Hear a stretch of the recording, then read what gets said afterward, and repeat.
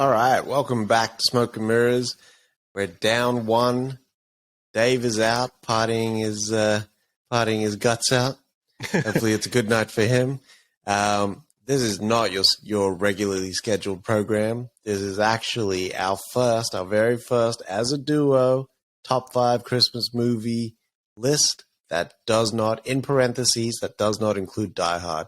So to coincide with the release of the Guardians of the Galaxy Christmas special, we're going to go through some of our favorites. This is our favorites. Make your own fucking list if you if you have anything that is different from ours. We've got some honorable mentions in there, but also some dishonorable mentions tied to some horrible memories.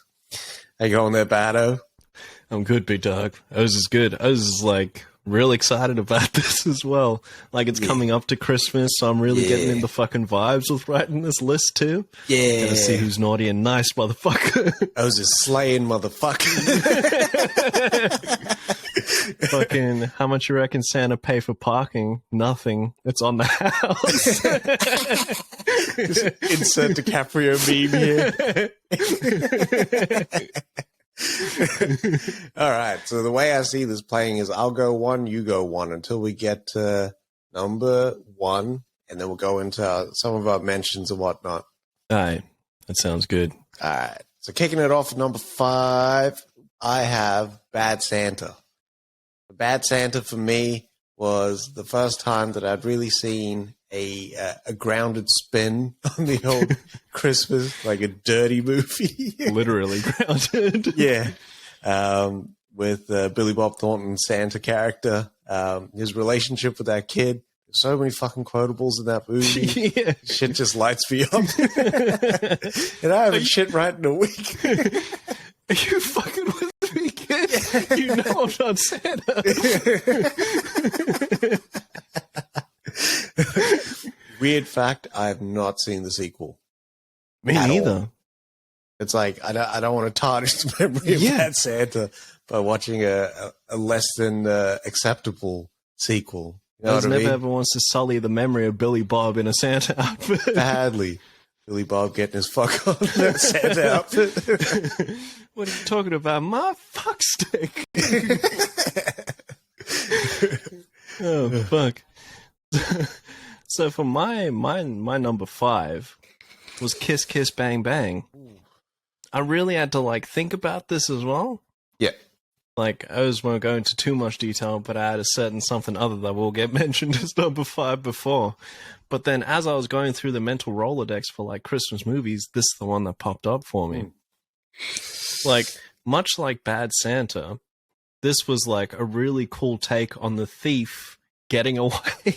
Yeah. But in the most abstract fucking way possible during the Christmas period as well. Yeah. And heaps of quotables on this. Yeah. And that's probably because of that mad fucking relationship between IDJ and Val Kilmer, or even just Shane Black on the script for this shit as well. Fucking oath. He called her a bad word. It was cunt. That relationship, it's also the first time that I'd seen a co-starring protagonist. I don't even know if that's what you call it. But that was gay as well. And wasn't hiding it, wasn't in the closet, none of that shit, wasn't attracted to the male lead either. You know what I mean? Like it wasn't that sort of story. Yeah. And it was almost like the new rollout for Kilmer. Yeah. Like, because you hadn't seen Kilmer in a little bit, and you came out with this. Fuck, I love this movie. It was fire. Yeah. This is going to turn into a very big regular. Because this is one of those movies where I'm like, kiss, kiss, bang, bang. I literally think about this movie like 4 times a year, and I'm like, I got to watch this. Add it to the list, and then I just never do.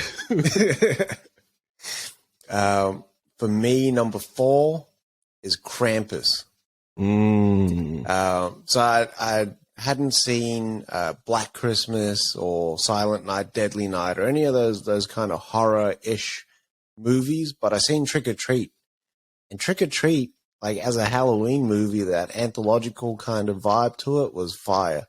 Yeah. And then Krampus, when Krampus dropped, Krampus was something else. Like it had everything that I kind of wanted. It felt like one of those old school 80s horrors Yeah. just hit the right notes for me. And Toni Collette fucking kills this. Yeah. This shit was real good. Yeah. Fucking, what's his name? Derek from Step Brothers? He was good in here as well. Oh, yeah. But I always remember when they're outside and you see Krampus, like, jumping across the fucking roofs like that. Yeah. Shit like that, it was cool. That movie was a fucking mood. Fucking That's what that was. What do you call it? I was starting to get into that mood to watch Christmas movies. Yeah. Yeah. Bianca was talking about it because she says her dad just really fucking gets into the Christmas mood in like August of all times. That's fine. Like that's his role in. Yeah. August. It's a bit fucking early, but okay. It's not Halloween. Take all that shit down. Baby, when you're listening to this, I love you. Don't tell your dad. This is an excuse to leave those fucking decorations up all year. My rollout starts in August. Something to look forward to. It's like fucking Easter ends and then Christmas begins in Westfield. Badly. Fucking hell. Easter eggs go to like quarter price and then all the fucking baubles go up by 20 times or some shit. Fucking suck my baubles. My baubles in your mouth. Fucking. My fourth pick was Gremlins. Ooh. And you know what's the craziest thing about this? I sat here for an hour and a half working out the numbers on this shit. Like doing the fucking taxes and shit. Because I was like, Gremlins is my number 2. No, it can't be my number 2. It's my number 5. No. It's not bad enough to be a number 5. It's a number 4. Yeah, it's a number 4. Yeah, just walk away and kind of running back. Tear the fucking list off. But fucking, this was like the movie when I was little, and I always remember this shit because I forgot which one of you it was, but you were like, you should watch this. It's a really good movie, and this movie scared the fucking shit out of me. But I couldn't stop watching it. Badly. It was fucking excellent. Fuck Gremlins kills. And they shoot it like a full-on fucking horror movie. Yeah. Like Joe Dante shoots the shit out of this movie. The mood is like full horror movie, but then they put that fucking gizmo in there. Yeah. So it was just like, yeah, kids. Kid friendly. Look at him, the cute cunt. Fucking gizmo. But yeah, this was like all-time favorite, really. Like Gremlins, even Gremlins 2, the new batch, not fucking bad at all. That poster for Gremlins 2, the new batch, is fucking crazy. Is that the one where it's like Alien? Or am I thinking of something else? That's the one with it's like the big office chair. The back's turned and you just see Spike's hand out the side, like ashing the cigar onto Gizmo's head, and Gizmo's in the drawer. True. Absolutely doesn't happen in the movie, but like, just the mood of it was fucking beautiful. Yeah. The animatronics for Gremlin was sick as well. Yeah. Real fucking good. This was in that peak as well. Yeah. I don't know if that was Stan Winston or if that was the other O. Savini? Savini or even the other O that does the werewolf effects on London. American Werewolf in London. Baker? Rick Baker. Yeah. I don't know which O it was, but they nailed that shit. They should have got some Oscars. Fucking oath. I'm looking that shit up. Chris Wallace and Rick Baker. Fucking oath. Fuck yeah. Because Stripe was the baddest looking motherfucker in that movie as well. Yeah. It was cool. Is it the first Gremlins where they hype up that lady's fucking stair elevator thing, the chair elevator? Fucking launches the gun. Fuck, that killed it. All right, my number 3. We've talked about it already. Kiss Kiss Bang Bang. This shit for me, as soon as I heard that Shane Black was directing a movie, because I don't think he had directed anything before this. Yeah. It had always been that screenwriter kind of mold, but then Shane Black came out. It took me a little while to watch it. Yeah. But when I finally did watch it, and it was the VHS days, fuck, it killed. Like, everything was funny. Like, it solidified Shane Black as a director, and it was almost like Val Kilmer was like his little Vincent Vega, John Travolta type rollout, but it was like his RDJ again.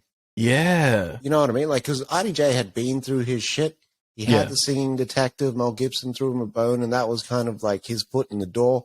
But this was him kind of stepping out and being like, I am a leading fucking man. Yeah. And I think like that story alone kind of like it does a lot for me. But the Christmas themes in here is fuck. And of course, Michelle Monaghan, that Christmas outfit. Please, please. I have an illness. Check my temperature. What do you call it?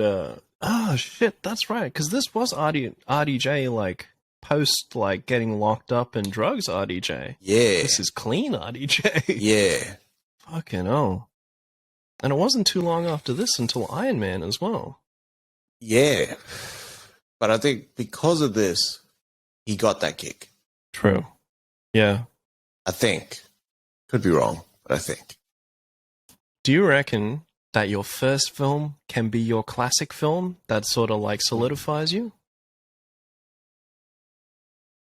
Maybe. What was RDJ's first film? I don't even know.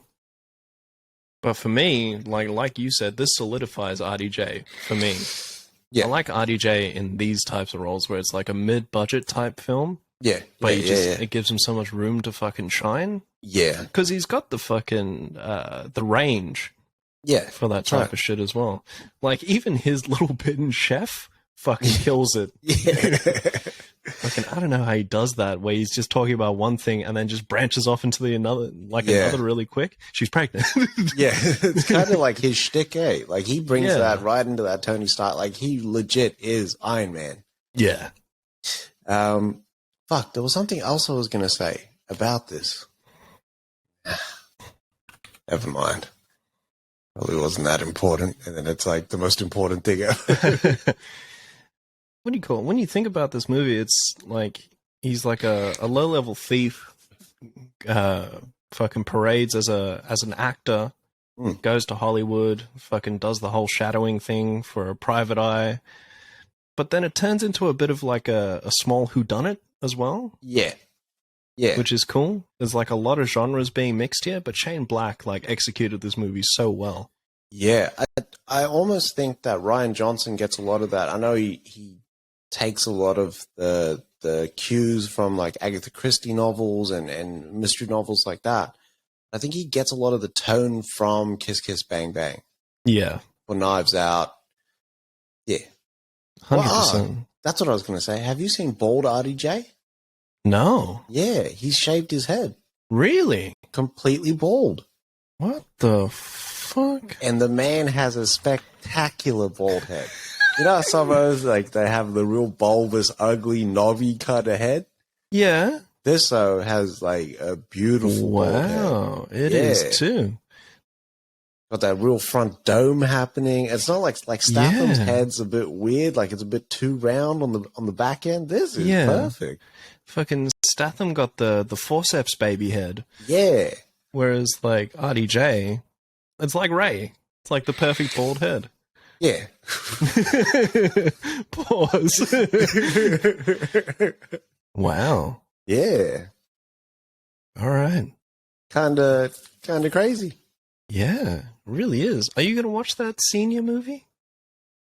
Or junior, whatever it's called? I would not mind watching that senior movie because he got a lot of influence from his dad, but that relationship was a little weird. Not very weird.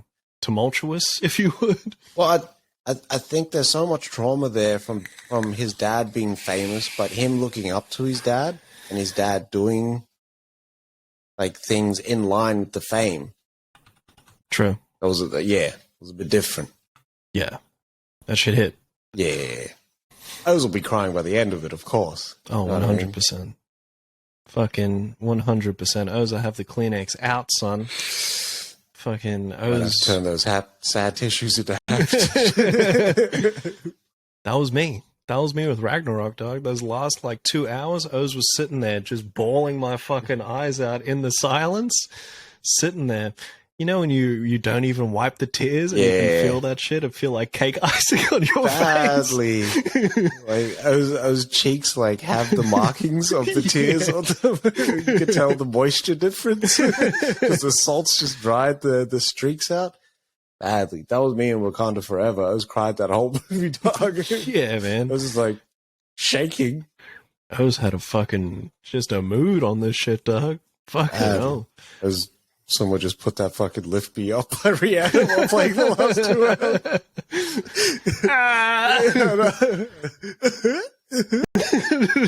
Is that those big goofy sobs? I was finally added Eye to Eye from a Goofy movie onto my playlist as well. It's a fire song. No business being in that fucking Goofy movie, that's for sure. Fucking O's do that whole fucking dance. Oh. But before we get way too off track, so my number 3 is How the Grinch Stole Christmas. Not the 2018 one, not the Benedict Cumberbatch, the Jim Carrey one. And, that's fire. You know, I watched this movie almost on repeat for like a year. Yeah. When the shit was on DVD, I always had that shit playing, dog. Whole time. Fucking hell. Yeah, I only got to this movie later on in life. Only when I had kids, like Brody was into the Grinch before I like knew anything about it. Yeah. But when I watched it, how the fuck does Carey do what he does in that makeup? I have no clue, man. Like that first smile he does, where it's legit like the Grinch, he fucking kills it. Yeah. But it also leads into that fucking when he did the pictures of him impersonating other actors, and it's like 1 for 1 at some points. Even the Clint Eastwood is perfect. Yeah. So this guy just like he's the face god, you know what I mean? He is. He's the rubber man. Yeah, fucking rubber band man. Fuck. Yeah. This movie, the jokes as well, is kind of adult.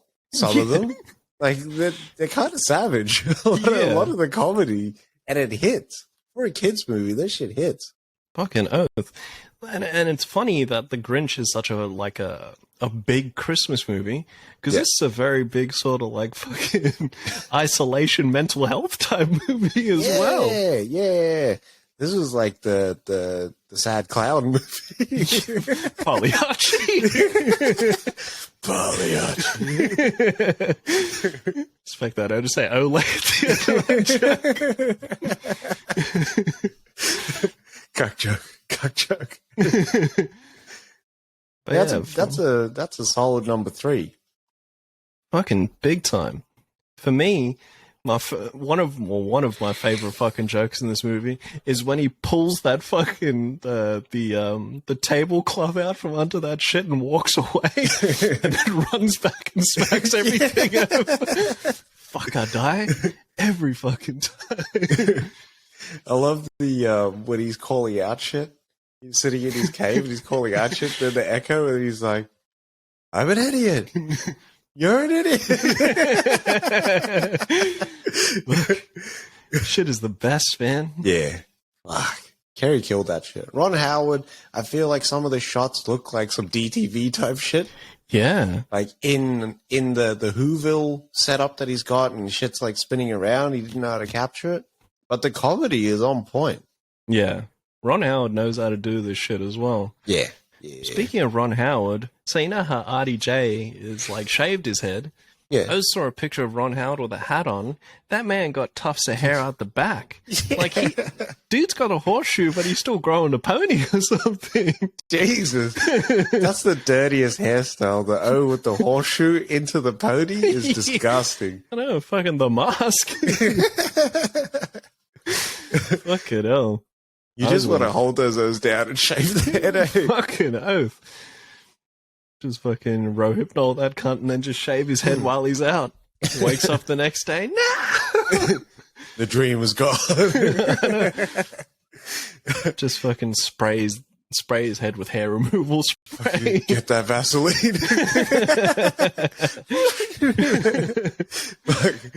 All right. My number 2 is Lethal Weapon 2.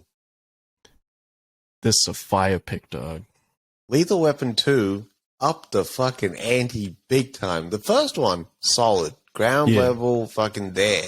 Lethal Weapon 2, this shit went darker. It went deeper. The stakes was higher. The bitches was hotter. That chick that's in Lethal Weapon 2 is fire. Yeah.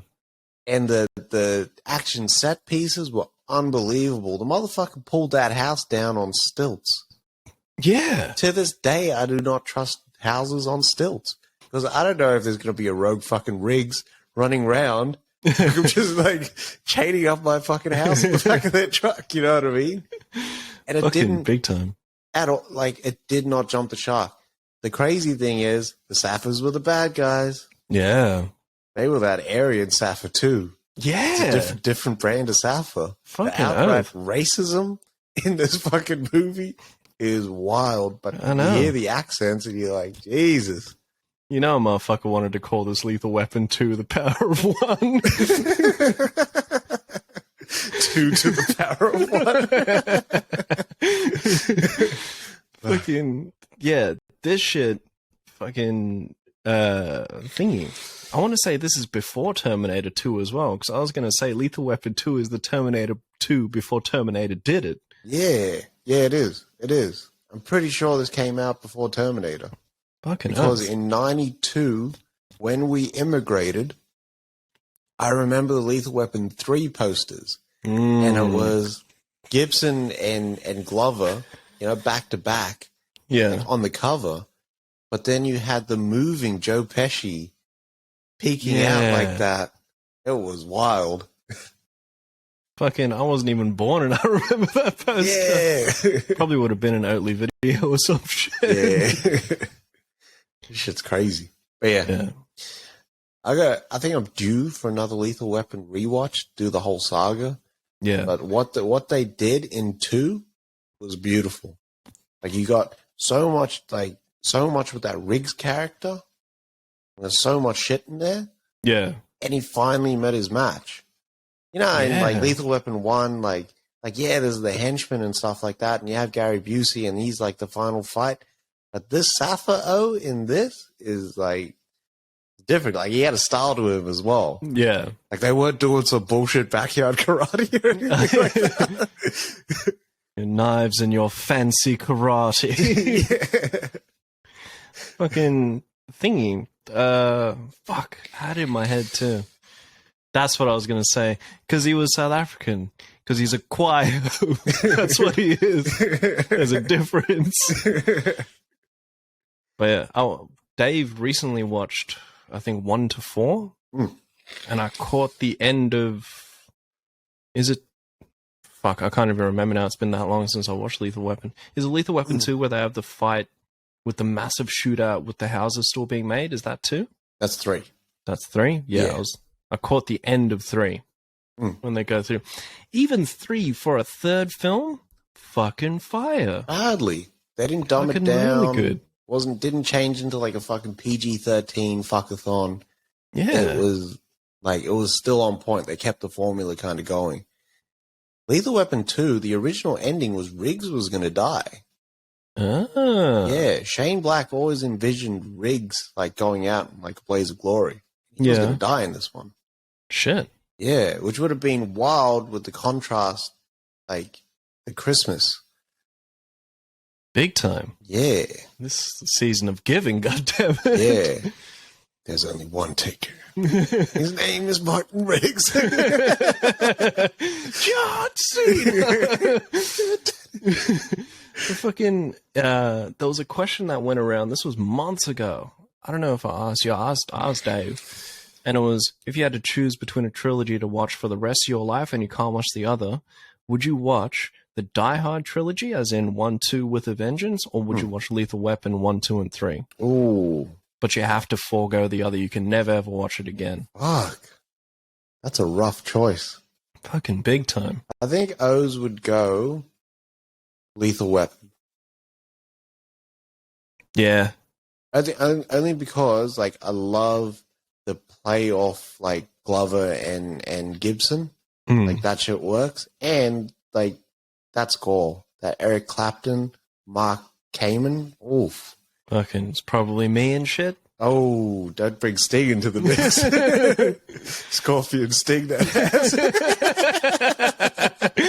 Fucking hell. But fucking, yeah. Yeah, no. I would choose Lethal Weapon as well. I think overall, better trilogy. Because two is still good. Like Die Hard 2, sorry. Die Hard 2 is still good. Yeah. But overall, fucking start, middle, and finish Lethal Weapon is better. Yeah. 1000%. Fuck yeah. Alright. So mine, I went pretty fucking, like, normal with this shit for my number 2, but this is, like, one of my favorite movies of all time as well. This is in the list. But Home Alone 2, Lost in New York, is my shit, dog. Like, Home Alone 1 is fire, don't get me wrong. Yeah. But Home Alone 2, for some reason, is just the better, like, movie for me. Like, this is better than the first one. Yeah. Really fucking enjoyed this movie. Fuck yeah. Fucking, I always remember, like, this is another movie that I watched on repeat like crazy. Yeah. But, fucking, thingy, everything in this movie was, like, once again, bigger. And it was, like, shit that you could dream of as a child. Like, can you imagine just having, like, the blank check type shit? Yeah. Just having money like that? Fuck yeah. But ain't no one going to be as smart as Kevin McAllister with that fucking setting up that hotel room like that. With the dummy showering and shit. Yeah. That's the mad shit that they brought from that first Home Alone. Yeah. Like, got to do that angels piece, angels with dirty faces, got to do the uncle pause. But also, that score is fucking fire. Yeah. Really good. Fucking, this whole movie, start to finish, was solid for me, always. Like, I just remember sitting there just excited to watch Home Alone 2. I could have watched Home Alone 2 just before watching Home Alone 2 and I'd still be excited. Yeah. Like, even, like, there's a bit of a horror element there with the pigeon lady, and then you find out about that shit as well. Yeah. I like those arcs are fucking mad. Like, that's that heartfelt shit that gets you in, like, that comfort zone. Yeah. It's like Doctor Strange knocks you out of your body. Deep inside. Just Sounds of Silence starts playing when you go astral and shit. Hello, darkness, my old friend. Fuck. Tim Curry as that little mini henchman villain was fucking fire as well. Because he does the Grinch smile too. Yeah, he does. With or without the Trump edit? Gotta have the Trump edit now. Adds a different flavor, that New York Trump Tower. Fuck, I completely forgot that the old Trump stain was in there. Yeah. Shit. Oh well. See how that goes for Preston again. Fuck, they hit gold with these movies. Yeah. Like, it's a wonder that they didn't, like, cap it off with that trilogy. Yeah, Home Alone 3 was a completely different kid. And it was years later. Yeah, it was another completely different kid. Yeah. The kid was too fucking cute for my liking. You know what I mean? Like, Kevin McAllister, you can tell the kind of, like, some cut about him. Yeah. You know what I mean? That was just the vibes with Kevin McAllister, because he was a smart ass. Yeah. Fucking, he wasn't an only child. That's what it is. Because in 3, this kid's an only child. He's spoiled. Fucking, if I was an only child, I'd get the shit spoiled out of me. Fucking Kevin, he had to, like, fight against other siblings. He was the youngest, all that shit. And you could understand the vibes when the parents would just forget about him. Badly. Like, so if you've seen that little mop-headed fuck in his pajamas, as if you're gonna go for him. But Kevin McAllister, the motherfucker, like, laced up combat boots and shit. I know. At the end of it. You know when he had that tactical Christmas beanie, he meant business? Shit was bulletproof. All right. Getting into our dishonorable mentions. I've got 2. How many do you have? I got 2 as well. All right. I'll go my first one. Jingle All the Way. And I know, like, a lot of people love this movie. We got Arnie in there. We got a very young Jake Lloyd. We got Sinbad. Like the elements are all there. I think Phil Hartman as well, trying to bone Arnie's wife in the movie, who I think was Kelly Preston as well. Kelly Preston was a piece of ass. But I went to see this movie for a school cinema trip.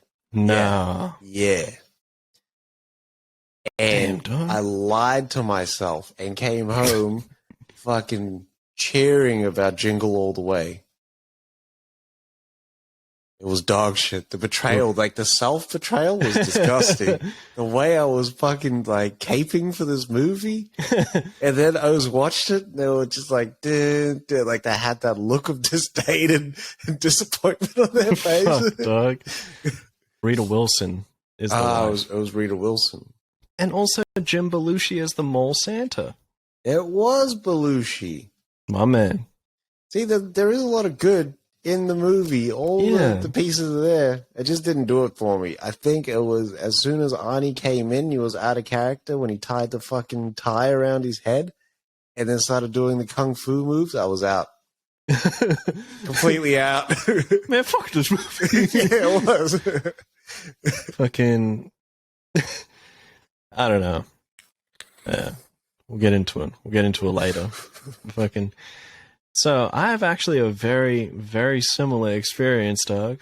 One of my dishonorable mentions is the Polar Express, and I had to go see this with school as well. And I tried to enjoy the shit out of this movie, but this movie is really fucking boring. Jesus. Yeah, it's legit just a train ride, and none of the characters feel meaningful at all. Not even Tom Hanks himself. Doesn't Tom Hanks play like 50 different characters? Yeah. Tom Hanks is the man with multiple personalities in this movie. Jesus. Fucking, I really tried to enjoy this. Like, I think Polar Express was one of the first forays into a proper CG film, like, with that level of fidelity. Yeah. Back in the day. Like, pre-Beowulf times. Yeah. Still couldn't enjoy this shit. Like, your main character didn't talk a lot. Yeah. And the characters that surrounded him weren't strong enough to carry the rest of the film because you couldn't relate to your main character. Jesus. So to this day have never watched Polar Express. Trust me, I watch Polar Express. Hate your fucking life. But only remember that the movie has so many dead-eyed people in there. Yeah. It's something. I just really doesn't know what it is, else. but it's something. Fuck. All right, my second dishonorable mention, and this one comes with a little bit of a hot take too. Yeah. So my first one is Reindeer Games. I think this is John Frankenheimer's last movie that he did, and he went out on like a critically panned stinker.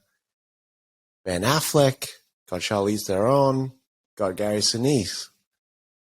There's some other players in there that, like, right now we look at as fucking legends and mainstays in shows and movies and bit players and whatnot that we couldn't live without. But watching the movie, horrible. However, watching that director's cut that came out was actually all right. So I really like the setup for this. Yeah. So it is a bit weird with like Ben Affleck coming out of prison, hooking up with Charlize Theron because she was his like pen pal. She's supposed to be like the sweet girl and stuff like that. Get it on. Then like the plot twists because her brother, who's played by Gary Sinise, comes into the picture, and then like shit just goes crazy because now Ben Affleck's character is roped in to do this fucking heist and whatnot with them. Yeah. Then, like, out of nowhere, Charlize Theron's just fucking her brother, and you're like, this is, like, pre-Game of Thrones type bullshit. Yeah. You find out not her brother. They did the old switcheroo, fuckaroo on Ben Affleck. And now he's in the middle of all this shit. The one thing that sticks out from this movie is Pow Wow Safe. What? That's a full-on line in the movie, and it was in the trailer, I think. Yeah, because he keeps talking about this thing called a powwow safe, and then when they eventually get to it, a powwow safe, you got a gun in the safe, so that if you're getting robbed, you can like come out and powwow. Ooch pow, surprise! I never watched Reindeer Games before. I thought this movie had Robert Redford. Jesus. I must be thinking of something else. Wow. This movie sounds like Drive, but not as good. Yeah. Kind of had that. It's a vibe. Yeah. I think I have to watch it again as well. But the director's cut is superior in every way. I'll need to sit, because I'm going to be honest. I never, ever watched this fucking movie. So my last fucking dishonorable mention is The Princess Switch. I don't know if O's ever watched this one before, but it's something like The Parent Trap. Jesus. So there's this baker in Chi-Town, and she looks exactly like the Prince of Belgravia's fucking fiance. And they do a switcheroo for 2 days. So she gets to live the life of a princess, and the princess gets to live the life of a baker in Chicago. I hated this fucking movie with a fucking passion. Fucking Vanessa Hudgens, don't ever do it. That's I was like wondering who that teen idol switcheroo was. Was it like Lindsay Lohan? Like, I don't know, one of them from back in the day. Yeah, this one was Vanessa Hudgens, and I don't know why I sat down and watched this fucking movie, but I really did. And you know what's fucked up? They made a sequel to this movie, and the plot is the fucking same. It's The Princess Switch 2, switched again. Fucking annoyed me. Fucking hell. And I didn't even watch this movie with someone. I was just like, yeah.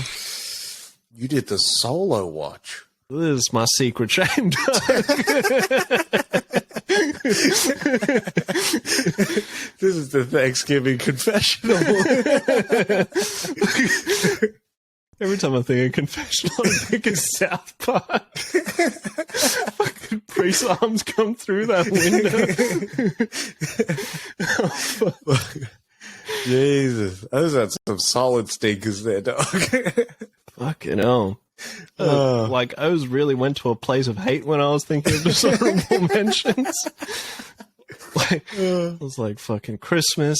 Because nobody can hate on Christmas movies. Yeah. Like, not really. Yeah. But these ones I really hated on. Fuck. Oh, shit. All right, moving into honorable mentions. All right, so off the bat, you said that Die Hard would not be a ranked movie. Mm-hmm. That is my first movie as honorable mention, the highest title I can command it at this point. Just to kind of let people know there are other movies out there that aren't Die Hard, but Die Hard fucking hits hard. And it is a Christmas movie. I don't care what anyone says. Christmas plays throughout the whole fucking movie, and it happens on Christmas Eve. You know what I mean? And that present of togetherness at the end is the fucking, like, that's the moral. That's the whole impetus for the fucking story. Fucking oath. Fucking John McClane is an everyday guy who has to do more than everyday things just so he can, like, fucking, get a chance to be with his family. Yeah. He was the wrong guy at the wrong place. You know what I mean? That's right. Yeah. Fucking the same thing happened to the same guy so many times. It got a bit fucking ridiculous after 5. Like, it started off like the foundations were fucking solid. Yeah. We had Bruce Willis step into the role, like comedy actor. Now we've got to take him serious. So you didn't know what to expect with him. Yeah. It's like, but it's funny when you think of like that Death Wish remake. You're like, Bruce Willis is the last guy you would kind of expect to take on the role because now he set the precedent that he's an action guy now. Yeah. Know what I mean? Fucking, you need to get the guy who was never really known for action to do that kind of action. Like Death Wish and Die Hard, that's what you need. Yeah. Fucking, like, if it for me, Paul Rudd would have been an awesome John McClane if he didn't do Ant-Man. Yeah. Yeah, that's right. And so would John Krasinski have been if he didn't do A Quiet Place. Yes. Or 13 Hours. Yeah. Yeah, perfect. And also we had like Bonnie Bedelia in there, who in one movie, like there was this movie where she played this character who had this affair with this younger man, and she was like getting eat out underneath the table, and it immediately became one of my fantasies. Alan Rickman fucking rocking the shit out of that role. I think he's up there along with Joker as one of the most iconic villains in film history. 100%. Fucking Alan Rickman killed that shit. But Alan Rickman was like, he was a god at what he did, like just acting wise. Like he fucking killed everything. Like he had the most distinct voice, but he could play anyone. You know what I mean? Yeah. He was Snape. He was Hans Gruber. He was what's that angel's name from Dogma? He was fucking everything. Yeah. Is it Gabriel? Is he Gabriel? I don't know. I cannot confirm. We'll need to check that one up. But like Die Hard will always be a staple forever. Yeah. And Die Hard has like, it's set a whole fucking, you can almost put a whole Die Hard genre by itself if you wanted to. Yeah. Where it's the one everyday guy stuck and he has to do like, you know, more than average things to try and like fix an issue. That's right. Like they started saying like, it's Die Hard on a boat. It's Die Hard on a plane. Fucking big time. You should be getting like money every time they were saying Die Hard. On $2 every time you say Die Hard. What the? Metatron. Yeah. There it is. I really had to look. It was going to kill me, because I was like, it's not a household like angel name. Yeah. Fuck. He's a transformer. All right. So, one honorable mention I forgot to put on my list, so I've got a few, but Jack Frost with Michael Keaton. Okay. Fucking awesome. So this is the one where Michael Keaton's like a famous musician, but he has a wife and a kid at home, and he's always away. Yeah. And then one day he gives his kid this harmonica and he says, look, you fucking play this harmonica and I'll be there as soon as you play it. And he's driving to this gig during the snow and he has a crash and dies. Jesus. Yeah. And like this is where like Oz will probably remember this movie now. His spirit gets transferred into a fucking snowman that his kid makes, and he's the snowman. It's Michael Keaton as the snowman. And so he gets to spend Christmas with his kid instead of being out doing a gig. Fucking this movie, like, it hits you with Up right at the start. Yeah. Where you get the sad notes from the beginning. Yeah. And then it goes into all the cool shit shortly after. Fuck. It sounds cry-worthy. That's true. Yeah. But fucking solid, this movie. Fucking, because I was looking, I was like, fuck, Christmas. I was like, Jack Frost. Motherfucker. My second honorable is Gremlins. We already talked about that, but yeah, Gremlins is fucking that. That opening scene with him getting Gizmo. Yeah. Like that piece of cinema like lives in my head. Like that's such a perfectly structured, done thing. But then they fucking parodied in The Simpsons. I think that's why it just sticks out for me. And it's non-dairy. That's bad. I fucking love it. For me, one of my honorable mentions was Jingle All the Way. And I think it's because, like, fucking, this was one of the films that I very rarely saw, but when I did, I enjoyed that shit. Yeah. Like, because, like, you just think of, like, he got two! and shit like that. Like, that makes me fucking, like, piss myself laughing when I think about it. Like, Arnie just going off, it's one of my best things in the world. That whole, like, do the alphabet with Arnold Schwarzenegger is one of the greatest things in the world. Oh, fuck. For me, the way Arnie was hamming this up, It just reminded me of those Japanese commercials that he did. Drink this. His fucking head would explode.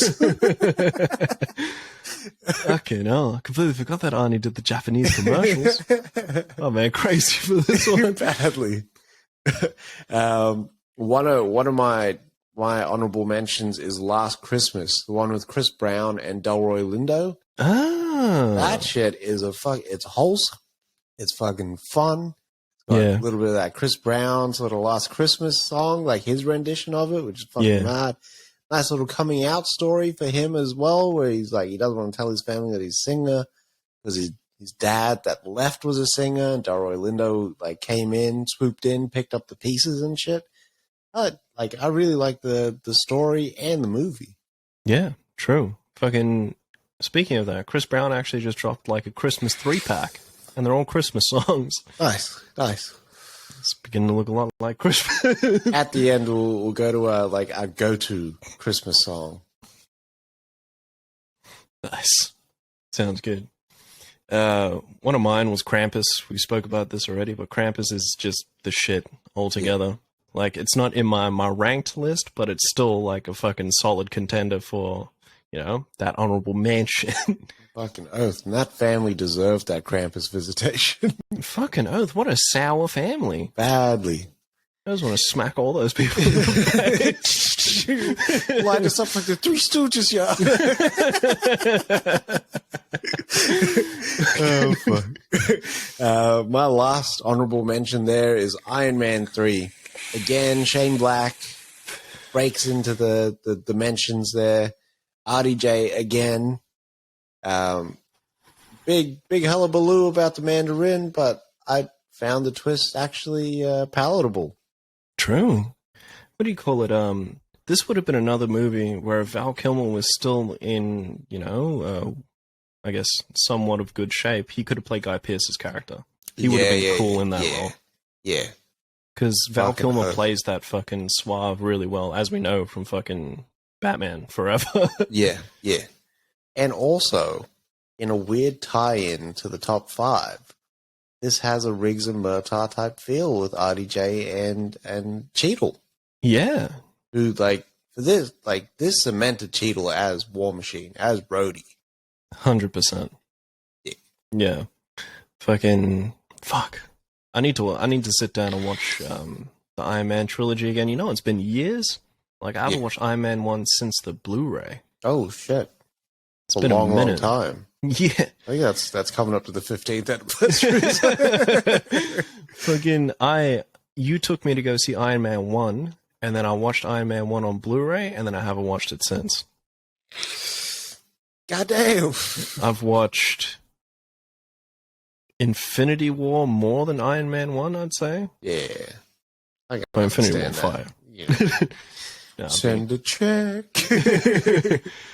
What do you call it? I'll get all the ones that we have had out of the way. So one of my honorable mentions was Bad Santa as well.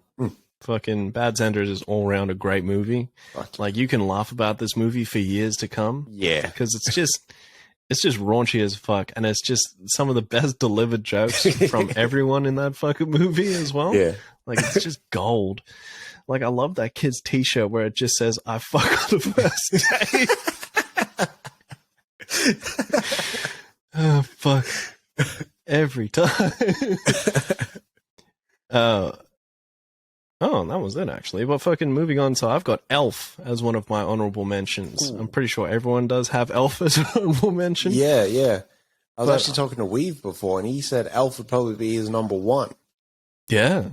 Elf is a great fucking movie. This is the Favreau all over. But it's perfect. Like, Will Ferrell's execution in this movie is beautiful.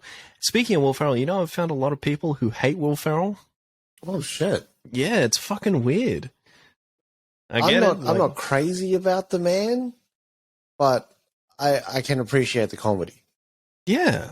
Like, Will Ferrell has mad comedy hits. And it's fucking excellent. But yeah, Elf is just great for me. Like, overall, it's not too, like, corny. Like, you get a lot of movies like this where it's just overly corny Christmas shit. Yeah. This was the perfect in-between, where it was still very grown-up as well. Yeah. But there was like a little bit of shtick in there too, just to make you giggle. But then a lot of mature related jokes and like, you know, how different he was to everyone else. All that shit. This was great, this movie. That eating candy shit, like the spaghetti in that, it always fucks me up. I was always like, Farrell actually did that shit. It's fucking disgusting. I always love this. Santa! I know him! Look, you know. And then another one was A Christmas Story. Fucking So Christmas Story, if I remember correctly, which I cannot, honestly, it's been years since I've watched A Christmas Story, but I always just remember this one because TBS plays this for 24 hours straight on Christmas Day. Jesus. Which is fucking wild. Oh, no way. Well, actually, next year it's coming up to the 40-year anniversary for this fucking movie as well. Aren't they doing a sequel? Yeah. Like, that's coming out on Disney Plus or HBO Max soon? HBO Max. Yeah. But this is the one where the kid tries to convince his parents that a BB gun is, like, the best gift in the fucking world. Yeah. Which is a fire fucking, like, idea for a movie for me. But they're, like, I don't remember a lot of this movie, but I just remember they're just being very, very fucking iconic. Yeah. And when you think of, like, you know, Christmas movies, like, A Christmas Story. It's literally called A Christmas Story. And my last one is Trading Places. Nice. But I forget that Trading Places takes place around Christmas. Yeah. Fucking big time. This is what the Princess Switch could have been, but it wasn't because it's fucking dog shit. Fuck. I don't know, like, Dan Aykroyd has some of the best comedic fucking delivery in the world. He fucking smokes this movie. Him and Eddie Murphy together in this was amazing. Yeah. That was that SNL alum reunion. Yeah. But fucking there's that time. Line where the guy's in the phone booth making a call. The person's just there and he just turns around so fucking nondescript, like the delivery is perfect. He's just like, fuck off. I died, man. When that came up, we were watching it this one time. When that came up, we rewound and played, like, I swear, like 15 times. We didn't even A/B repeat. The joke was so good, we were like laughing through the rewound. At some point, and when they're on the train as well, he says some shit. He's like, "Fucking, I'm gonna poke your eyes out and fuck your skull" or some shit like that. But it's just fucking on point. Oh man, with Jamie Lee Curtis's titties popping out there in that scene, this could have made it top 5 easy. Oh fuck! Jamie Lee Curtis just wanted the gear out for a second time. Badly. Who won? I was not complaining. But yeah, that's all of my honorable mentions. Very good. All right. On the count of 3, we'll go 1, 2, 3, and then say it. Like, what is your number 1? 1, 2, 3. Batman Returns. Fuck it. Wow. That was not planned at all. I will tell you. The shit was like when we sent each other the list right before recording, it was like, motherfucker, all right. I see we're aligned. Fucking Batman Returns is fucking just an awesome Christmas movie. Fucking oath. This might be Tim Burton's best film to date for me as well. I think so as well. I think it's my best Batman movie too. Shit. Yeah, actually. And it's also, weirdly, I know we talked about marketing for Lethal Weapon 3, like seeing that in South Africa right before we moved, but this was also up. And it was that classic The Bat, the Cat, the Penguin poster. And yeah. Like, I was like, fuck, I need to see this movie. It was fucking crazy. Yeah. For me, like, not for me, but overall, this Batman movie was like fucking almost synonymous with the spirit of Christmas, because Batman almost felt like he brought fucking happiness to the world with this movie. Just killed a whole bunch of motherfuckers. It's funny, like, I refuse to believe that Batman was killing up until Affleck. But then all I see is him smiling at that O with the dynamite strapped to him, and he throws him off that thing. Yeah. It's all right. He didn't die from that one. I swear I saw him in that fucking table with Penguin later. just bruised. Like, you just see the clothes blow off that O. I was so, like, betrayed when the reviews came out and they were just slaughtering this movie. Like, they were legit slaying Batman Returns. Like, it's too dark. How can you have a Batman movie like this? Motherfucker, did you know the source material? Like, this story is the Ghosts of Christmas Past. Yeah. Legit. Which is, like, Penguin.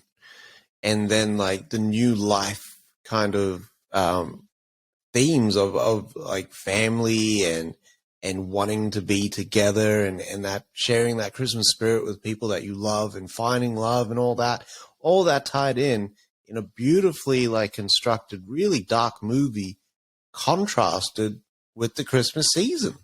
Yeah. And you had your Scrooge in there. That's who obviously who fucking Walken was. Yeah. Know what I mean? And, like, Batman was one of the demons that haunted him. Yeah. Fucking, I was actually never thought about it like that, eh? Like, Ghosts of Christmas Past, Present, and Future? Yeah. Which is crazy. And that makes more sense for the fucking, the ending of Returns with Catwoman being back. Because Batman would be your Ghost of Christmas Present, whereas she would be your future. Yeah. And Cobblepot is your past, because he's coming back. Yeah. Fucking hell, I gotta watch this movie. His list is like 30 movies long. Okay. Looks like Christmas is good to go. I'll be missing this one. Oz just comes in, dishes a plate, and then leaves. So this is Christmas. Just push motherfuckers out the way. Pass me the gravy. Ah, very fucking good. Yeah. You know, this, sorry to cut you off there, Big Doug. I was just going to say, Kevin Smith, when he talks about Batman Returns, he says Batman Returns is his favorite Batman movie simply for, like, the small nuances. It's not even, like, memorable, like, bits of this movie, but only memorable for him. Yeah. Like, remember when Batman's in the bat ski? And he does the twirl around that fucking penguin? Yeah. Kevin Smith says his favorite part is when Keaton just does the look back after that. Like, what the fuck even is this? Yeah. But I almost think, like, Keaton really came into his own in Batman Returns. Like, he was adding more with the Bruce Wayne character. Because he was almost like a live wire. Yeah. Like, the way that he was, like, he was composed, but then he would be like, like, he'd sort of, like, break into a little something. And Michelle Pfeiffer was just on fire in this movie. On fire. Damn. But fucking Keaton, this is another example of when you take someone who wasn't originally like a superhero character or an action movie star and made something out of it that was almost fucking perfect. Yeah. Like, obviously Kevin Conroy, rest in peace to the god, is fucking number one. But Keaton just killed this shit. Like, even from depictions of him going to go visit Crime Alley in the first Batman to go, like, pay, like, ode to his parents so you can see the melancholy, fucking, to him, like, having his outbreaks, and even him having his more human moments in Returns when he tears that fucking mask off and, like, tries to reason with Michelle Pfeiffer. Yeah. It was fucking fire. Yeah.